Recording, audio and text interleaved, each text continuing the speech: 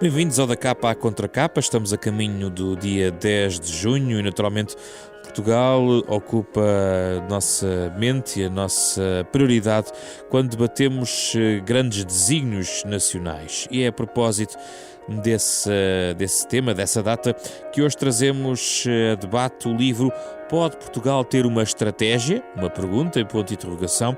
É o livro do investigador Bruno Cardoso Reis, um especialista em estudos de segurança e subdiretor do Centro de Estudos Internacionais do Instituto Universitário de Lisboa. É um assessor também do Instituto de Defesa Nacional, com numerosa literatura também na área da história, que é o nosso convidado. Falará neste debate com José Azeredo Lopes, professor universitário, professor especialista em Ciência Política e Relações Internacionais e ex-ministro da Defesa, para olhar para esta conversa sobre estratégia. Poderá ou não Portugal ter uma grande estratégia nacional? Vamos conversar sobre esta matéria nos próximos 30 minutos.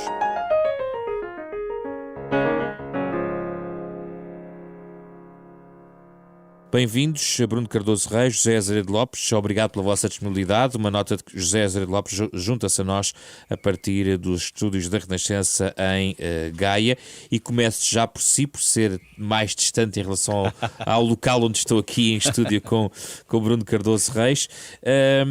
Para lhe perguntar o seguinte, esta ideia da estratégia de um país pequeno, que já vamos olhar para a tese de Bruno Cardoso Reis, mas a ideia de um país confinado por muitos a uma natureza periférica, outros dirão central no Atlântico, mas obviamente geograficamente limitado, é algo que se perdeu no tempo depois dos descobrimentos. A estratégia existe desde sempre, José Azeredo Lopes? Boa tarde a todos, e aproveito também para cumprimentar o Dr. Bruno Cardoso Reis e para o felicitar desde já pelo trabalho que, aliás, hoje serve de mote a esta conversa. E eu creio que, para responder diretamente à sua pergunta, primeiro, a existência de uma estratégia não depende da dimensão ou de o país ser qualificado como pequeno, médio ou grande. Um país, enquanto tal, tem sempre que ter uma estratégia. Já veremos depois se é necessário falar em grande estratégia ou o que esse termo pode representar. E, em segundo lugar, acho que, porventura, ainda temos bastante a fazer para que a existência de uma estratégia seja perceptível, desde logo do ponto de vista da cidadania, que é um dos aspectos mais importantes que é necessário aqui, com certeza, debater. E isto tem muito a ver com um pressuposto que é mais ou menos tido como pacífico e que eu considero que não é tão pacífico assim, segundo o qual a ideia das grandes constâncias da nossa política externa é algo de absolutamente transversal e nacional, e retoma, aliás, aquilo que o Ministro dos Negócios Estrangeiros, Augusto Santos Silva, tem vindo a dizer. Há questões que são nacionais, no sentido de que são interesse partidário ou discussão política ou ideológica, e depois há aqueles que consideram que isso não é necessariamente assim, e há finalmente aqueles que consideram que é sim, como eu, mas que isso não invalida que possa haver opções políticas fundamentais em torno de algumas balizas que eu creio de facto serem de acordos nacionais, ou seja, que não dependem da afirmação de políticas internas. Isto leva-nos, por exemplo, a discutir, como fez recentemente Michael Walzer, se é possível uma política externa de esquerda ou de direita. Eu não acompanho muito aquilo que ele defende, como aliás também defende um bom amigo, José Manuel Pureza. Eu creio que é verdade que na política externa podemos ter opções que são tendencialmente mais de esquerda, mas que isso não impede, evidentemente, que os consensos nacionais se mantenham. Dou apenas um exemplo, para não estar a ocupar demasiado o vosso tempo. Dou o exemplo de uma opção de fundo do atual governo, que é o regresso a uma abordagem multilateralista das relações internacionais e, portanto, a afirmação da política externa portuguesa também à luz desse prisma, desse pilar fundamental. Se perguntasse ao governo anterior, seguramente que ele diria que sim, que também se revia numa abordagem de um certo multilateralismo das Nações Unidas, etc. Mas depois, se for ver em concreto, aí pode encontrar diferenças relevantes. Recordo, por exemplo, que é já no mandato deste governo que é decidido retomar a participação portuguesa consistente em missões das Nações Unidas. Isto vai contra outro pilar fundamental na era da segurança e da defesa, isto é, de uma adesão empenhada, participativa, convicta na organização NATO? Claro que não, e provavelmente o Dr. Bruno Cardoso Reis sobre isso poderá falar, provavelmente não, e de certeza que não, porque estas opções não se excluem, antes se completam. Sim, talvez seja interessante aqui também dar um passo atrás sobre o conceito de estratégia, porque não se restringe à questão da militar. Bruno Cardoso Reis, o que é que entendemos por estratégia e já agora por grande estratégia, porque há uma distinção que também faz no livro nessa matéria e penso que podemos aqui delimitar também o campo de análise, tal como a tese propõe neste livro da Fundação Francisco Manuel dos Santos. Bem, queria começar por saudar os ouvintes, agradecer muito o convite à Renascença e dar os parabéns por um programa não só sobre livros, mas até em particular sobre ensaios. Realmente faltam programas sobre livros e em particular faltam programas sobre livros que não são simplesmente de literatura, são também de reflexão e de análise. E queria também, obviamente, saudar o professor Azeredo Lopes e agradecer-lhe muito o interesse pelo livro. De facto, em relação à questão da estratégia, pode-se dizer que há um problema neste momento, que é eventualmente o excesso de utilização do termo. Não é? É evidente que, como em relação a quase todos os conceitos complexos, que designam realidades muito amplas, etc., é impossível chegar a um consenso absoluto, mas eu defendo no livro que é possível, apesar de tudo, definir alguns aspectos centrais da estratégia e desse ponto de vista também, no fundo, reservar a palavra ou o conceito para um uso mais apropriado e não simplesmente para aquilo que muitas vezes acontece hoje, que é qualquer coisa que é importante, nós dizemos que é estratégico, não é? Portanto, no fundo, é quase um sinónimo de importante ou significativo. Portanto, eu acho que há um pouco esse deslize conceptual, que eu, em todo caso, eu acho que é significativo, porque mostra como a palavra aparentemente é importante e, eventualmente, até há aqui alguma intuição de que ela está ligada muito a esta ideia de procurar antecipar e controlar acontecimentos que são realmente potencialmente ameaçadores e, portanto, nesse sentido, essa intuição está correta, mas realmente acho que há que contrariar um bocadinho esse deslize. De facto, a palavra tem a sua origem no grego, como muitas palavras na nossa língua, não é? Surge-nos depois através do latim, mas basicamente está ligada na sua origem à ideia da arte do general. Portanto, strategos é um general em grego, sendo que o general na Grécia Antiga tinha esta característica importante que não é simplesmente um líder militar, é um líder político-militar, é um magistrado que é também eleito. Portanto, no fundo está mais próximo, diríamos nós, por exemplo, do Presidente da República hoje, que é o comandante-chefe das Forças Armadas, do que propriamente um general no sentido que nós lhe damos. E, portanto, o que a estratégia essencialmente aponta é para definir ameaças e riscos para uma determinada comunidade, definir ativos e vulnerabilidades para, por um lado, lhe dar resposta, por outro lado, procurar reduzir essas vulnerabilidades a essas ameaças e riscos, definir em função disso determinados objetivos que se prolonguem no tempo. Portanto, a ideia é que a estratégia não é uma coisa simplesmente do imediato, é pelo menos do médio prazo, e depois, em função disso, definir também os meios adequados para prosseguir esses objetivos, não é? E contrariar essas ameaças e esses riscos, à partida envolvendo o conjunto dos meios do Estado. Não é uma matéria estritamente militar e que também é esse âmbito, aliás, quase glosando com aquela máxima que vem, aliás, desse tipo de estratégia, é algo demasiado importante para para ficar só nas mãos dos militares. Exatamente, é uma famosa frase do primeiro-ministro francês, do Clemenceau, na Primeira Guerra Mundial: a guerra é demasiado importante para ser deixada apenas aos e generais. A estratégia também? E, portanto, a estratégia aponta precisamente para essa ideia, seja no conflito armado, seja na diplomacia, seja na ação externa do Estado, seja até na sua própria ação interna, no fundo aponta sempre para esta ideia, que é quais são os objetivos últimos e principais e prioritários. E Portugal sempre teve estratégia. O seu livro vai atrás, vai quase Afonso Henriques para a frente, digamos assim. Exato. Portugal sempre teve uma estratégia? Sim, pronto, eu depois aqui introduzo esse outro conceito de grande estratégia que podemos ver, que também aludiu, que no fundo a grande estratégia, basicamente o que sublinha é este aspecto de que não é simplesmente uma estratégia militar, ou mesmo político ou militar, vamos dizer assim. Portanto, não tem simplesmente a ver com a condução política de conflito armado e com até uma ideia do que é que se quer obter com essa ação armada, vai muito para além disso, utiliza outros meios que não apenas os meios militares, etc. Portanto, no fundo é sublinhar esse aspecto que pode ou não estar incluído na definição que se dê da estratégia. Mas, portanto, esse adjetivo grande aponta ou sublinha sobretudo esse aspecto mais englobante, mais holístico. É muito nessa linha que, de facto, eu faço essa análise a partir do Afonso Henriques. Aquilo que eu defendo no essencial, é que, de facto, Portugal, como qualquer Estado, qualquer comunidade que consegue existir durante 8 séculos alguma estratégia num contexto altamente competitivo, realmente tem de ter alguma estratégia. Muitas vezes o que acontece no caso de Portugal, e não só, aliás, mas em períodos mais antigos, sobretudo, é que essa estratégia muitas vezes era informal, era, digamos, tácita ou implícita, ou pelo menos não era formalizada de uma forma que nós hoje reconhecemos, não é?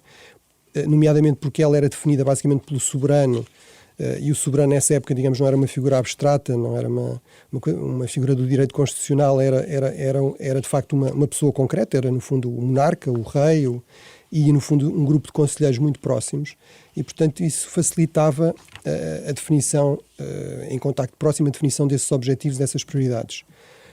Apesar de tudo isso, tem um custo, é que Portugal demorou muito tempo de facto nesse processo de formalização e de institucionalização, e do meu ponto de vista isso ajuda a explicar, ou uma das razões que ajuda a explicar, porque é que, embora genericamente Portugal tenha tido, de facto, em muitos momentos, boas intuições estratégicas, boas prioridades adequadas à sua localização, aos desafios e possibilidades que tinha, vemos o caso, por exemplo, dos descobrimentos, noutros momentos, e sobretudo em momentos de crise, em que há uma alteração significativa do contexto internacional, muitas vezes aí de facto há uma dificuldade grande em responder, pelo menos responder em tempo útil. No fundo é aquela ideia muito portuguesa, que também se aplica aqui como em muitas outras áreas, de prevalecer um pouco a lógica do desenrasca, não é? Portanto, não há de ser nada, vamos ver, e depois, só depois das coisas acontecerem é que realmente vamos desenrascar as coisas, vamos dar um jeito. José Azeredo Lopes, estava a sublinhar a questão de pareceu-me alguma oscilação na questão da estratégia, quando estava a sublinhar um contraste, por exemplo, com um quadro político de curto prazo, por exemplo, governos. Sim, e governo anterior, estava a notar uma certa oscilação de uma linha estratégia, por exemplo, pró-multilateral, que na sua opinião nem sempre foi uma linha reta, mas teve alguma oscilação. Não, isto tem a ver com aquilo que eu considero ser um pilar fundamental de qualquer reflexão sobre este tema, que é aceitarmos como premissa a prevalência e a primazia do político na definição de qual deva ser a estratégia, isto independentemente da dimensão multifacetada que permitirá o desenho dessa tal estratégia, não é? E, portanto, quando eu falo de uma grande estratégia, daí, aliás, a minha pequena dúvida sobre a questão, isto não significa necessariamente um monumental documento.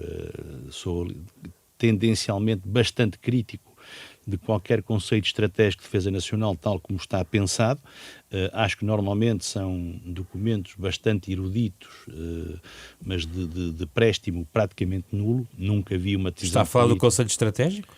Estou a falar do conceito estratégico de defesa nacional, e não tem a ver com este, embora me pareça impensável que o conceito de grande estratégia signifique necessariamente uma estratégia global, compreende?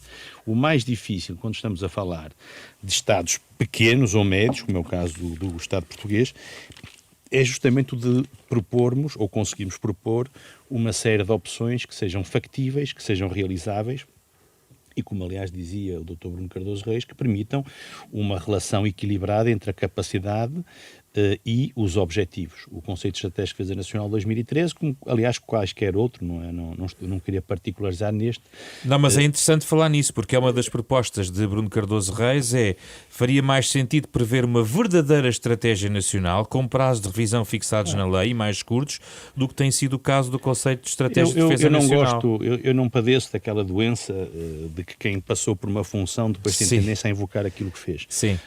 Mas isso corresponde exatamente àquilo que já foi feito. As diretivas para o planeamento de defesa representam uma opção política em que se ouviu muita gente e em que definimos critérios específicos, quer para a definição das capacidades, quer para a definição dos objetivos operacionais, quer para o desenho da forma de participação das nossas Forças Armadas, por exemplo, no exterior.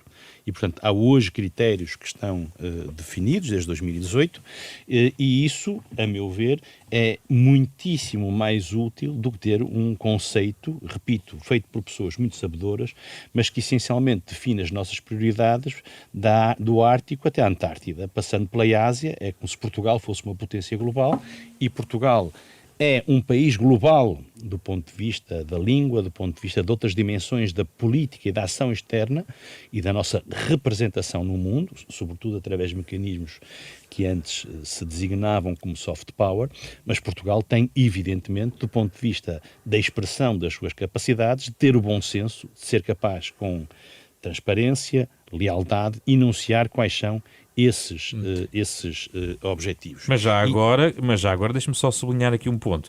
Portugal, tendo uma rede diplomática, enfim, alargada, está presente em alguns, quer dizer, no Ártico e na Antártida será um caso mais extremo, mas terá provavelmente uma visão sobre os vários continentes e até integrada em alianças regionais ou então políticas multilaterais, por exemplo, da União Europeia. A questão é onde arrumar a visão que Portugal possa ter, por exemplo, para aquilo que a Ásia deve ser, ou que até do ponto de vista do interesse nacional nós aqui tem estamos a ver connosco. falar também, e é bom que coloque essa questão.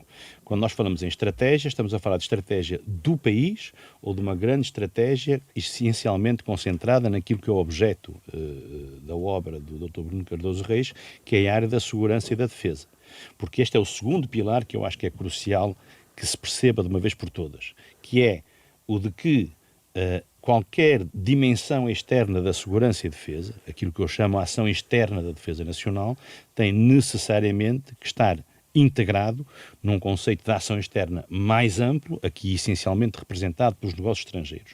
Porque senão temos a tentação, que foi muito comum num passado e não longínquo, de uma espécie de protodiplomacias que se vão afirmando, que não têm mal nenhum enquanto tal, de diferentes setores da governação e não apenas da defesa, mas que têm um pequeno defeito. E o pequeno defeito é o da ineficiência e o do desperdício. E este tipo de reflexão, aliás, é levado a cabo desde há muito tempo. Há um livro agora que saiu em 2019, aliás, muito interessante, que faz justamente a reflexão sobre a estratégia militar dos pequenos Estados relativamente a choques externos. E é um livro que é feito por 3 autores que estão ligados ao Ministério da Defesa sueco. É um livro de 2019, que é do Edstrom e do Westberg, não me lembro do terceiro. E justamente a estratégia de um pequeno país pode ser grande, mas ela não é grande se partir da premissa de que os meios de ação e de intervenção desse Estado são globais, como por exemplo os dos Estados Unidos. E portanto fez bem em colocar essa reticência naquilo que eu tinha dito para eu poder clarificar. É inútil dizer, como eu considero, que um dos grandes corpos do Estado é justamente da nossa diplomacia, que tem permitido, aliás, e esse aspecto também perpassa na obra do Dr. Cardoso Reis, tem permitido uma projeção claramente superior à dimensão quantitativa do Estado português. É nesse sentido que eu quero dizer. Mas, por exemplo, para indiciar uma reflexão que foi intensa, que não foi sempre consensual, eu creio que é hoje indiscutível que a valorização da nossa projeção de defesa na República Centro-Africana é hoje tida como indiscutivelmente mais eficiente, para quem acredita num princípio de segurança cooperativa, do que estava a ser uma missão que inicialmente foi muitíssimo meritória, mas que agora era importante continuar, que foi a nossa participação na KFOR no Kosovo. Compreendo? E, portanto, a percepção que eu tenho de uma grande estratégia não passa nunca por grandes modificações de governo para governo, mas passa, sobretudo, por uma ideia que eu acho absolutamente crucial e que, a meu ver, ainda não está consolidada na prática dos diferentes governos, que é a coerência. Ou seja, que não haja a tentação de fazer diferente só porque é o governo a seguir, acobertando-nos, como muitas vezes aconteceu, na referência a dimensões consensuais. E foi por isso que eu quis dar aquele exemplo da participação no começou por aí, exatamente. Ou seja, nós podemos dizer NATO, Nações Unidas, União Europeia. E encontraremos um consenso alargadíssimo sobre estes pilares fundamentais da nossa ação externa, a que podemos juntar depois a dimensão da língua, a dimensão da CPLP, etc.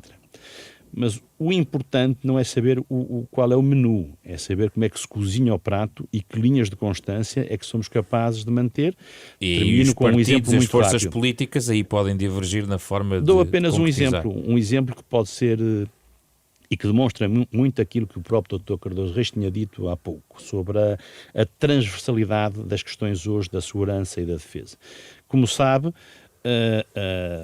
a relação transatlântica, nós podemos defendê-la todos e podemos ao mesmo tempo reconhecer serenamente, como aliás o autor que aqui hoje glosamos no estudo faz, é evidente que a percepção que hoje os Estados Unidos têm sobre a importância da NATO não é a mesma, e digo isto porque é óbvio, que é da público, administração anterior. ou vamos pôr que há 20 anos, pronto. Porque a administração anterior também já tinha uma posição cada vez mais dura relativamente aos Estados-membros sobre o patamar das despesas de defesa que consideravam exigível. E isto levou a uma alteração profunda de uma política noutra organização internacional, também por causa do Brexit e por causa da adoção de uma estratégia global da União Europeia. Mas não põe em causa o laço transatlântico com Portugal. Ouça, tem que se adaptar por uma razão muito simples. Se a abordagem muito mais robusta de uma política de defesa ou de segurança comum se traduz numa cooperação estruturada permanente e num investimento muito significativo na componente industrial da defesa, isto pode, reflexamente, como aliás se viu nos últimos dias, desencadear uma reação não muito agradada por parte do nosso aliado americano. Sim. Porquê? Porque ele insiste que tem que se gastar mais em defesa e tem que se gastar mais em defesa comprando americano. Percebe como de repente podemos estar perante dilemas, Sim. embora estejamos todos a falar da mesma coisa. E da parte consensual, inclusive. Não é? Mas eu também lhe digo, eu prefiro 1000 vezes uma dinâmica de tese, antítese, síntese viva, como agora, do que uma dinâmica anémica, como era aquela em que essencialmente nos tínhamos deixado enredar a propósito das nossas grandes questões de defesa e de segurança. Bruno Cardoso Reis, tem aqui muita matéria, onde é que quer pegar? Bem, talvez o primeiro ponto é a questão realmente dos documentos e de não confundir a estratégia com planos, não é? Eles têm um papel a desempenhar, mas em Portugal, inclusive é um dos pontos também que eu refiro, nós não temos de facto falta de documentos que tenham até a designação de estratégia ou apontem nesse sentido. Se me permite, acho que é o mínimo que se pode dizer. Exatamente. O problema é que, até pelo contrário, muitas vezes há uma grande proliferação desse tipo de documentos, as pessoas no fundo gostam também, os próprios académicos, os responsáveis políticos gostam de produzir esse tipo de textos e de facto muitas vezes isso aumenta até no fundo a cacofonia e dificulta aquilo que são questões cruciais, como é a questão da definição de prioridades claras e uma coordenação de objetivos e de prioridades no conjunto dos setores do Estado.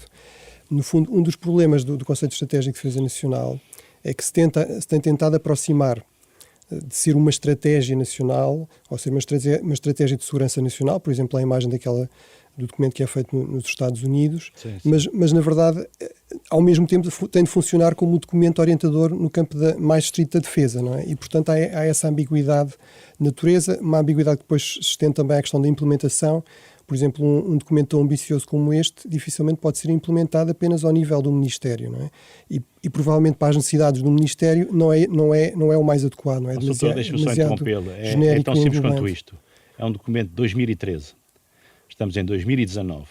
Entretanto, já houve os atentados em Paris, já houve o Brexit, já houve a alteração da administração americana, já houve uma recomposição das questões de segurança em diferentes pontos do globo E não há documento que sobreviva a isto, e portanto Pronto, eu acho que tem toda a razão. Pode haver prioridades, digamos, que são mais ou menos permanentes e recorrentes até nestes documentos, mas é muito importante, de facto, haver aqui uma cultura também, muito mais do que ter planos e ter documentos, ter, de facto, uma cultura de planeamento e de coordenação.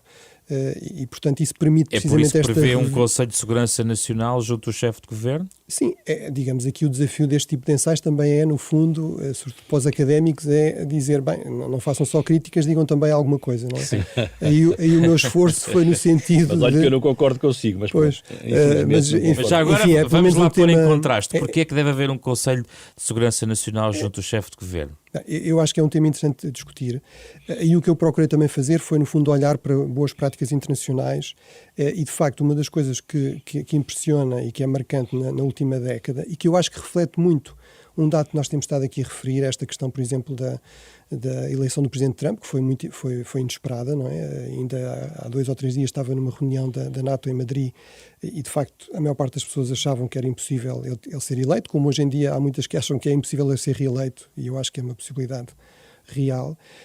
Mas, portanto, é um período de grande incerteza, de grandes transformações, transformações tecnológicas, a questão da emergência da inteligência artificial, por exemplo, todo o desenvolvimento enorme da área, tudo o que é ciber, não é? Portanto, e também nesta dimensão da segurança e defesa. E como é que isso se casa com essa alteração orgânica? E portanto, o que aconteceu foi os Estados cada vez mais sentiram necessidade, o facto também da segurança cada vez mais ter a ver com ameaças transnacionais, seja o crime organizado, as redes de tráfico de drogas, de armas, de pessoas, o próprio terrorismo é cada vez mais transnacional, portanto não se foca simplesmente num país. Portanto, tudo isso obriga, de facto, a uma coordenação de múltiplos setores do Estado. E, portanto, eu acho que é muito significativo que países tão diferentes e tão conservadores como a Grã-Bretanha, tão distantes da tradição parlamentar britânica como a China, tão pequenos como a Áustria ou aqui a vizinha Espanha. Países muito diferentes, de facto, adaptaram, de facto, às suas necessidades e também à sua estrutura institucional e legal, adaptaram esta inovação, no fundo, americana, que foi criada a seguir à Segunda Guerra Mundial e até, em parte, com base nas lições da Primeira Guerra Mundial, de criar esse conceito de segurança nacional. O benefício é ter uma visão integrada dos vários setores do Estado, definir prioridades que sejam realmente transversais, ter aqui uma capacidade de coordenação permanente e, do meu ponto de vista, o que este sistema também reflete é este dado de base, que é, isso não é possível apenas ao nível do Ministério ou de uma forma ad hoc entre pessoas diferentes em diferentes ministérios que se entendem para resolver um problema concreto. É necessário, de facto, funcionar junto do chefe do Executivo, pode ser o Presidente, pode ser o Primeiro-Ministro, que é realmente a pessoa que tem o poder, a legitimidade e o poder para, de facto, fazer essa coordenação, garantir essa implementação das prioridades. Rapidamente, José Lopes, porque é que não concorda com esta ideia? Eu normalmente sou avesso a criações orgânicas para resolver problemas, não é? Pronto, é uma coisa por feitio, nem pareço de esquerda, diriam alguns, ironicamente, mas não sou muito adepto de criações orgânicas, como também tenho algumas dúvidas sobre o Fórum para o Atlântico e o Dr. Bruno Cardoso Reis, embora, quer dizer, a minha crítica vale o que vale. E no caso português, tenho mais dúvidas ainda por 2 razões principais. Primeiro, porque temos um Conselho Superior de Defesa Nacional, que também reflete o facto de o Presidente da República ser o Comandante Supremo das Forças Armadas e reflete também a dimensão constitucional do semipresidencialismo. Em segundo lugar, porque existe um Conselho Superior de Segurança Interna, que está sob a esfera do Primeiro-Ministro, e onde estão representadas transversalmente diferentes áreas da governação, e nomeadamente a defesa. E, portanto, seria fácil aproveitar essa estrutura para reforçar a componente umbilical da ligação entre questões de segurança interna e externa, se esta divisão ainda faz sentido. E, finalmente, e em terceiro lugar, pela circunstância de que, como se sabe, quem no governo, no sistema de governo português, tem a coordenação da defesa não é sequer o Ministro da Defesa, é o Primeiro-Ministro. E, portanto, isto significa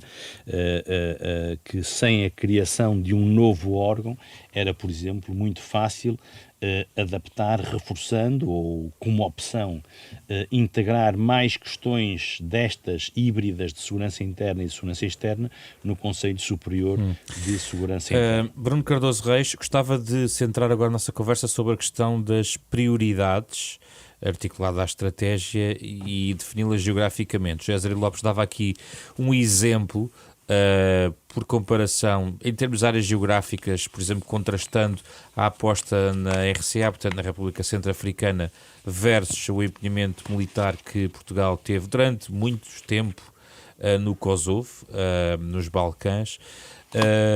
Estando consolidadas as ideias, digamos, as prioridades centrais, penso, em termos até de consenso democrático, União Europeia e NATO, há a questão da língua. Onde é que articula as prioridades que devem obedecer a este tipo de estratégia, do ponto de vista geográfico ou outras que queira elencar? Bem, eu, no fundo, é por isso que eu defendo, por exemplo, a criação não só deste Conselho, mas inclusive de um secretariado deste tipo. Eu percebo os argumentos constitucionais e tudo isso, mas a verdade é que o Primeiro-Ministro tem a possibilidade, por exemplo, de ter conselhos de ministros setoriais, e a verdade é que com estruturas constitucionais muito diferentes foi possível adotar este tipo de modelo. No fundo, isto porquê? Porque aquilo que é mais importante não é a resposta que eu possa dar a partir daquilo que eu acho ou dos dados que eu tenho. O que era realmente fundamental, e eu acho que, aliás, isso é um problema que existe, inclusive nos ministérios, tal como eles funcionam atualmente, não têm estruturas de planeamento suficientemente robustas para o período de grande incerteza, de grande transformação que nós estamos a viver, e essas estruturas não têm um peso político muito grande nas decisões. Aquilo que esse secretariado e esse Conselho de Primeiro-Ministro iria fazer realmente era responder a esse tipo de questões, recolhendo o conjunto de dados das informações estratégicas, da diplomacia, dos militares, dos vários setores do Estado, permitido realmente definir isso, rever isso, discutir isso ao nível adequado. Pode ser diretores-gerais, pode ser secretários de Estado, pode ser de ministros, e no modelo que seja adequado. Ou seja, este é um modelo que é realmente muito flexível e que não choca em nada com as atribuições constitucionais do Conselho Superior de Defesa Nacional, que continuaria a funcionar para aquilo que a lei... Mas então, por exemplo, vou dar um exemplo teórico. Uma aposta reforçada, por exemplo, no Atlântico Sul. Sim. De uma maneira muito mais incisiva, digamos assim, careceria de um consenso mais, digamos, aprofundado, mais sólido, digamos, de quase década, ou é algo que pode ser trabalhado no início de uma legislatura e pode ser feito um consenso ad hoc no sentido de se consolidar durante 4 anos apenas? Sim. E só esse olhar, por exemplo, o Atlântico Sul, dando este exemplo? Eu acho que podem ser definidas prioridades regionais ou áreas prioritárias regionais, e em parte, aliás, o próprio Conselho Estratégico de 2013 aponta um pouco para isso, para a área Euroatlântica, para o Atlântico como um conjunto, para a zona da vizinhança próxima da África do Norte, o Magreb, para a África. Portanto, embora refira de facto muitas áreas geográficas, estabelece aqui algumas prioridades. Tem que apanhar tudo, se calhar. Sim, mas o que quer dizer, pode apanhar tudo, mas não quer dizer que dê a mesma prioridade, não é? E, portanto, eu acho que isso pode-se fazer. Pode-se definir prioridades regionais em função da própria localização do país, dos locais onde se centram mais interesses económicos, mais investimento, mais comunidades portuguesas, e, portanto, genericamente isso é a área do Atlântico no sentido muito amplo, não é? África, América Latina, os Estados Unidos e o espaço da Europa, não é? E o Mediterrâneo Ocidental, podemos dizer assim. Mas ir mais longe do que isso, eu penso que é muito difícil, não é? Há outra discussão que também se pode ter, que é, por exemplo, em termos de missões no exterior, e realmente essa é uma função muito importante das Forças Armadas, que mostra que realmente as Forças Armadas não servem só para combater, têm uma função muito importante no próprio país, a vários níveis, por exemplo, de ajuda de emergência, etc. Servem também funções diplomáticas e de cooperação muito importantes. Mas há aí uma discussão que se pode ter, que é, deveria, por exemplo, Portugal procurar ter, digamos, contingentes mais robustos e apostar em menos missões, em menos regiões, em regiões que fossem mais prioritárias para nós e para os nossos aliados, e, portanto, no fundo, concentrar mais meios e ter mais peso. Os nossos aliados têm uma agenda que pode não ser aquela estrita de Portugal, ou Portugal tem que se integrar também por solidariedade com os seus aliados. Sim. Outra hipótese no fundo, é aquela ideia de dispersar mais os meios, mas ter uma presença mais ampla, mesmo que mais reduzida. Portanto, isso é uma discussão que se pode ter, Eu tenderia a achar que se calhar uma combinação das duas coisas, apostar em uma ou duas missões em que realmente fosse dada mais prioridade e que houvesse uma presença mais robusta, e depois haver um esforço de alguma presença noutras missões, até para manter algum nível de informação e de presença e de visibilidade, ainda que mínima. No fundo, acho que é talvez um pouco isso que se tem procurado fazer, embora isso seja também discutível. Agora, esse também é outro problema, que é as prioridades são definidas por nós.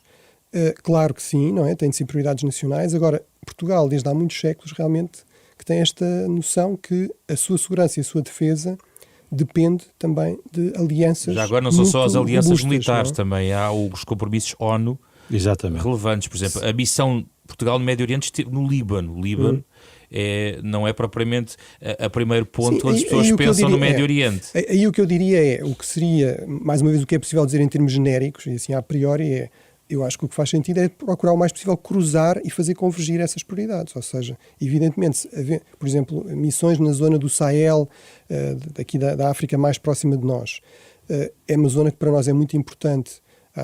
É uma zona em que há problemas de segurança gravíssimos, em termos de redes jihadistas, de estados extremamente frágeis, onde a situação está longe de estar controlada.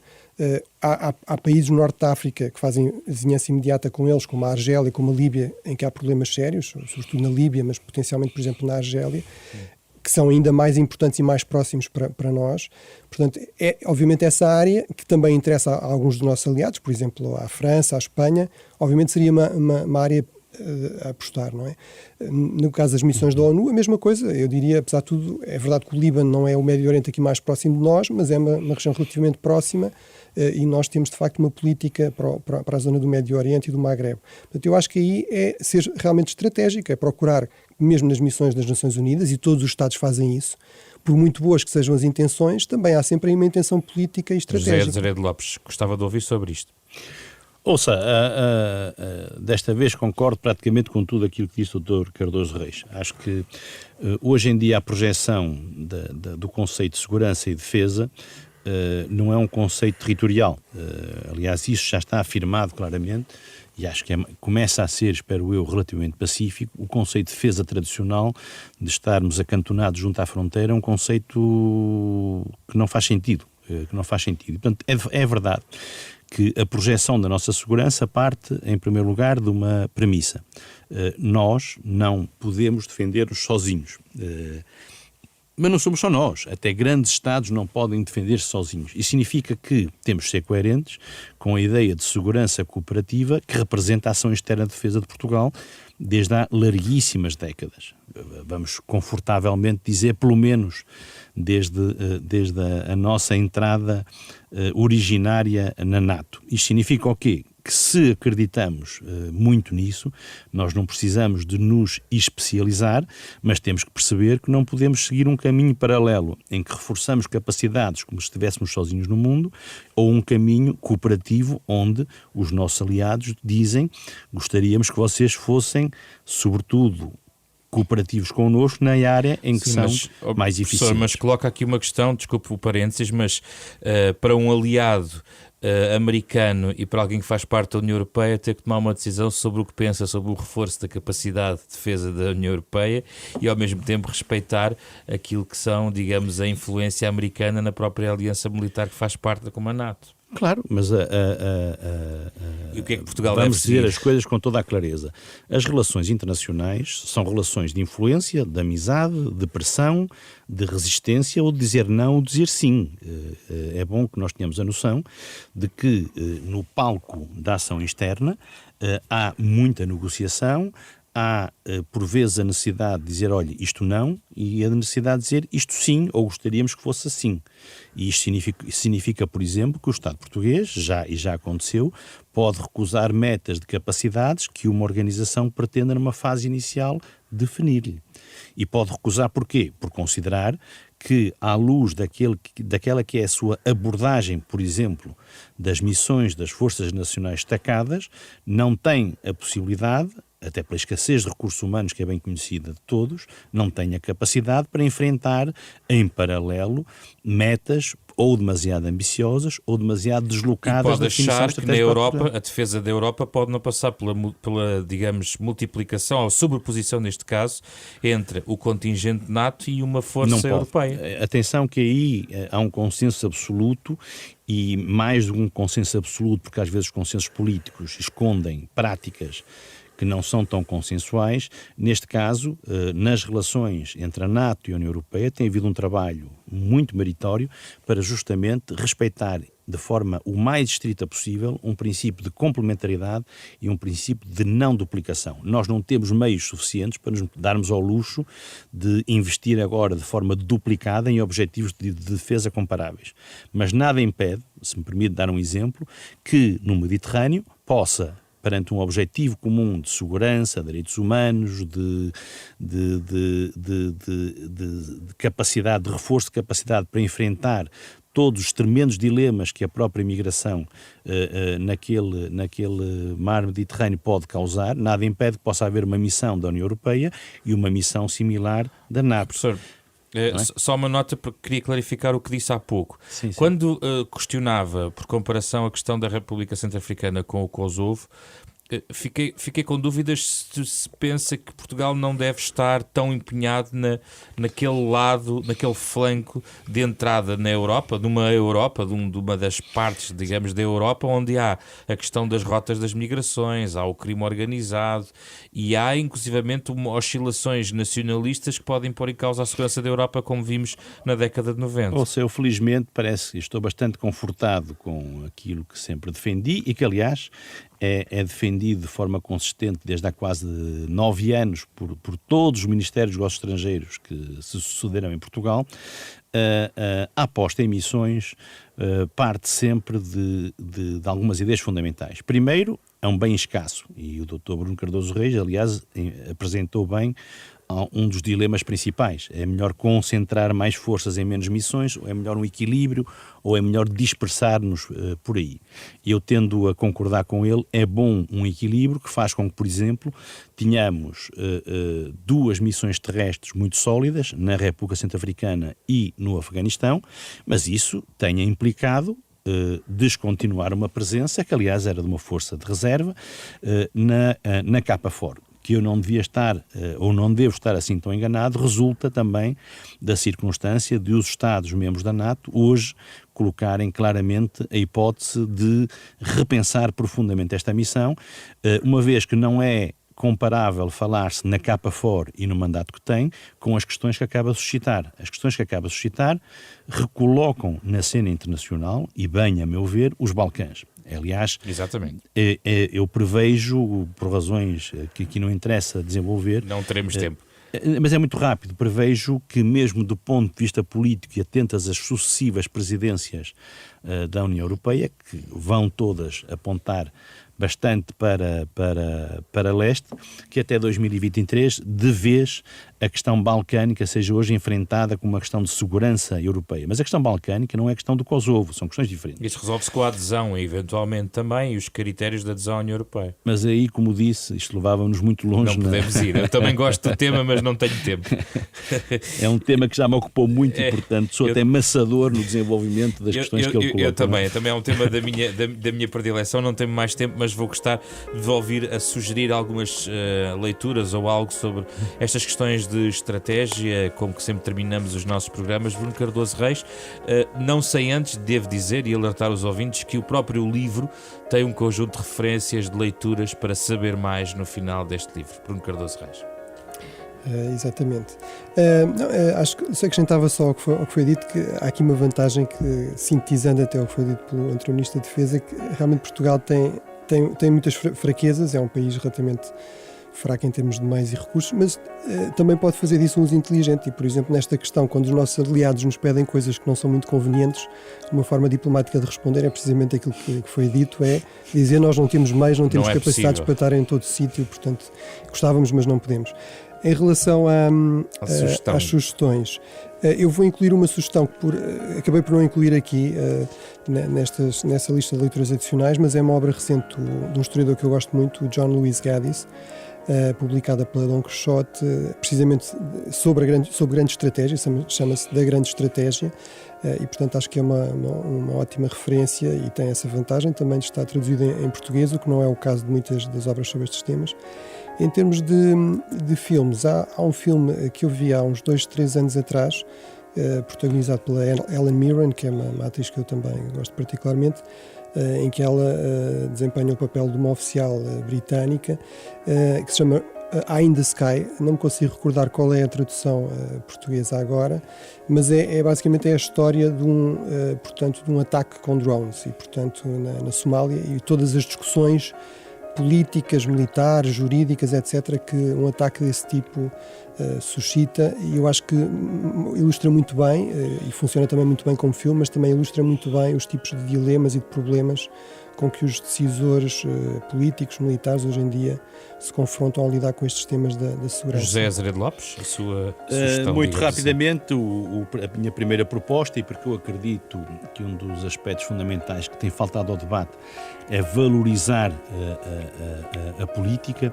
Acho que é importante lermos mais aquilo que na esfera da política é produzido, para depois podermos também criticar ou elogiar, se for caso disso. E, portanto, a minha primeira proposta é do Augusto Santos Silva, uma obra relativamente pequena, Argumentos Necessários, que é uma coisa que foi publicada em 2018 pela Tinta da China, e que tem como título Argumentos Necessários, Contributos para a Política Europeia e Externa de Portugal. A propósito também daquilo que falámos sobre as constâncias, acho que é importante vermos em alguém que eu acho que pensa muito bem de que é que estamos a falar na ação concreta da política quando falamos destas tais constâncias.